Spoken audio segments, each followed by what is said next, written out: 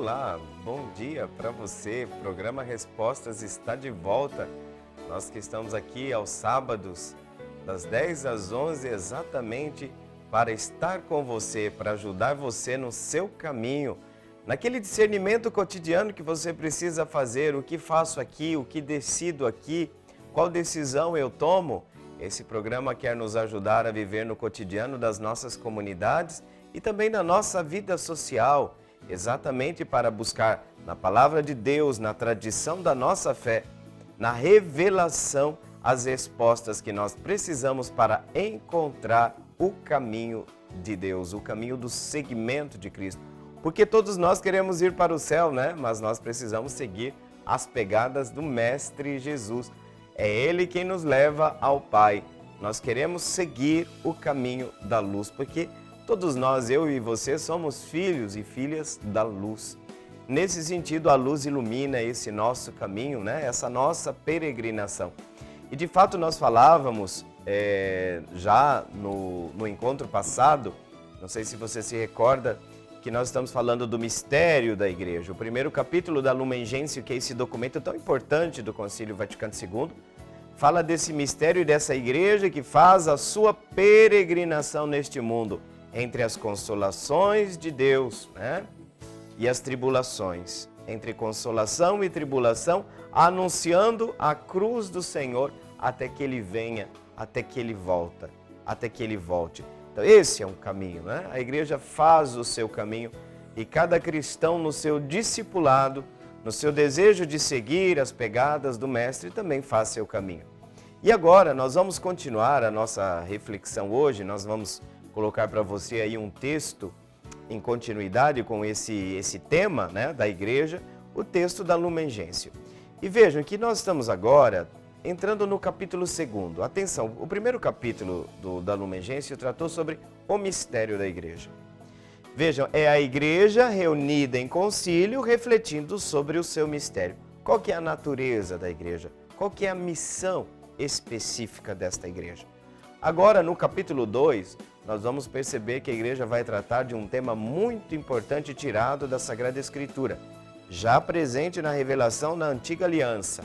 O tema da igreja como o povo de Deus. O povo de Deus é o segundo capítulo da Lumen Gentium, que nós vamos entrar agora e que você vai ter contato neste momento. Vamos então para a leitura do texto da Lumen Gentium.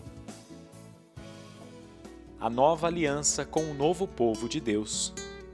Em todos os tempos e em todas as nações, foi agradável a Deus aquele que o teme e obra justamente. Contudo, aprouve a Deus salvar e santificar os homens, não individualmente, excluída qualquer ligação entre eles, mas constituindo-os em povo que o conhecesse na verdade e o servisse santamente. Escolheu por isso a nação israelita para seu povo. Com ele estabeleceu uma aliança, e ele instruiu gradualmente, manifestando-se a si mesmo e ao seu desígnio da própria vontade na sua história, e santificando-o para si. Mas todas essas coisas aconteceram como preparação e figura da nova e perfeita aliança que em Cristo havia de ser estabelecida, e da revelação mais completa que seria transmitida pelo próprio Verbo de Deus feito carne.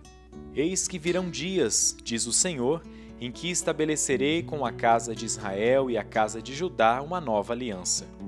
Porei a minha lei nas suas entranhas e a escreverei nos seus corações, e serei o seu Deus, e eles serão o meu povo. Todos me conhecerão desde o mais pequeno ao maior, diz o Senhor. Esta nova aliança instituiu a Cristo, o Novo Testamento no seu sangue, chamando o seu povo de entre os judeus e entre os gentios, para formar um todo, não segundo a carne, mas no Espírito, e tornar-se o povo de Deus. Com efeito, os que creem em Cristo, regenerados não pela força de germe corruptível, mas incorruptível por meio da palavra de Deus vivo. Não pela virtude da carne, mas pela água e pelo Espírito Santo, são finalmente constituídos em raça escolhida, sacerdócio real, nação santa, povo conquistado, que outrora não era povo, mas agora é povo de Deus. Lumen Gentium número 9. É muito importante a gente encontrar consolo num texto deste, porque nos fala que a origem da igreja não se estabelece simplesmente por um decreto. Existe toda uma história, né? Uma história que começou lá com os patriarcas, já na antiga aliança. E Deus sempre agradou ao coração de Deus o justo, né? Aquele que opera segundo a sua santa vontade. Mas Deus escolheu no seu projeto não salvar os homens individualmente, cada um por si, mas os constituiu num povo. Esse povo que eu, que você, fazemos parte. Neste povo nós somos inseridos por um sacramento, aquilo que nós chamamos o sacramento do batismo, que nos insere na caminhada de um povo. Então vejam que na origem da igreja tem o desejo de Deus de construir uma relação e aquilo que se chama aliança. O segundo capítulo tem muita importância exatamente porque o tema é o povo de Deus.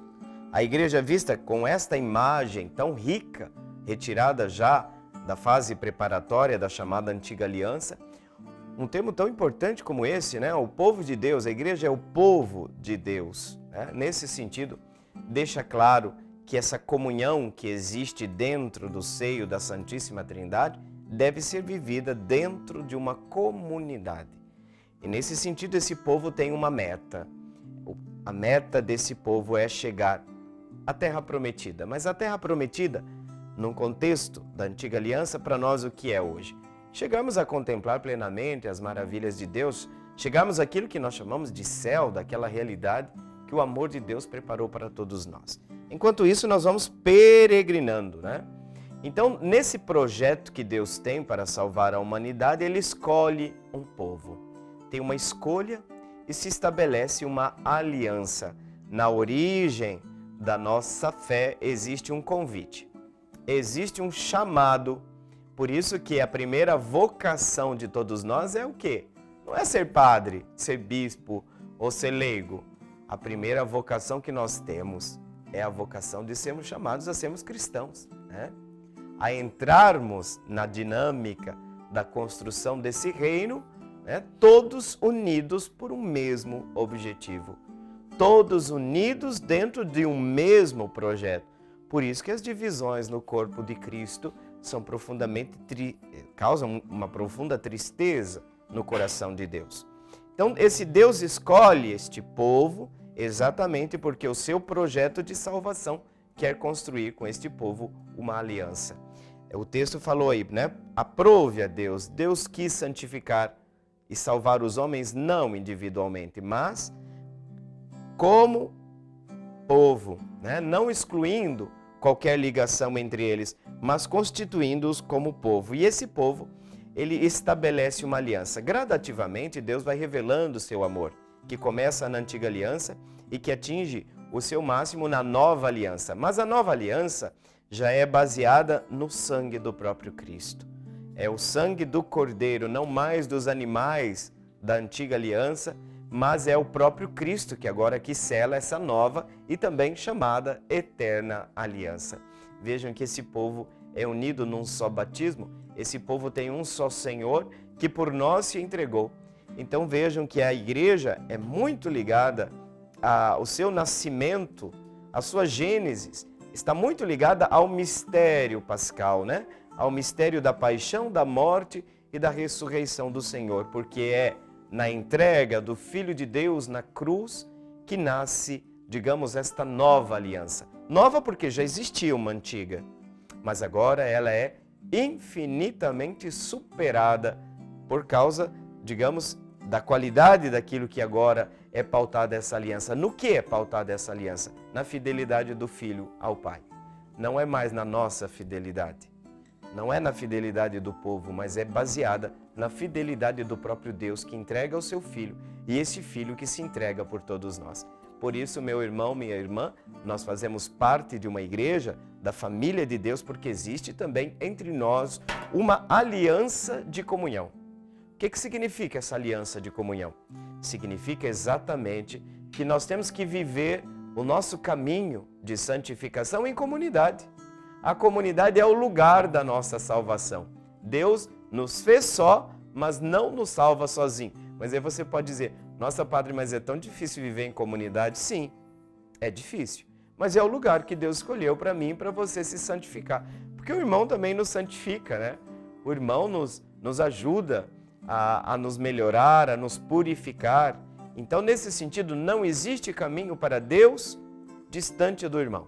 Tá? Isso tem que ficar muito claro para nós. Não existe simplesmente uma relação vertical entre eu e Deus. Por quê? Eu vou dizer uma resposta muito clara para você. Primeiro, porque Deus não quis. Deus quer nos salvar enquanto povo. E esse povo de Deus, que é a igreja, da qual nós fazemos parte, busca realizar esse projeto, esse plano de Deus de estabelecer uma comunhão de todo o gênero humano. Não sei se você lembra já nos nossos primeiros programas, não nos primeiros programas, nas primeiras vezes que nós começamos a falar sobre a Lumen Gentium, né? Que falava da igreja como sacramento, como sinal de salvação e de comunhão de todo o gênero humano. Isso é uma coisa que nos liga profundamente. Existe uma comunhão de fé, uma comunhão espiritual que nos une a todos, né? E nós somos então no Espírito Santo, na água e no Espírito e não na carne, uma raça escolhida, diz o texto, um sacerdócio real, uma nação santa. Que graça, né? Muito belo esse texto de hoje, que nos fala da beleza, da grandeza, né? Do ser cristão enquanto povo de Deus. E nós vamos agora para o nosso intervalo. Eu já vou deixar o número do telefone aí para vocês, aqueles que quiserem já mandar suas perguntas.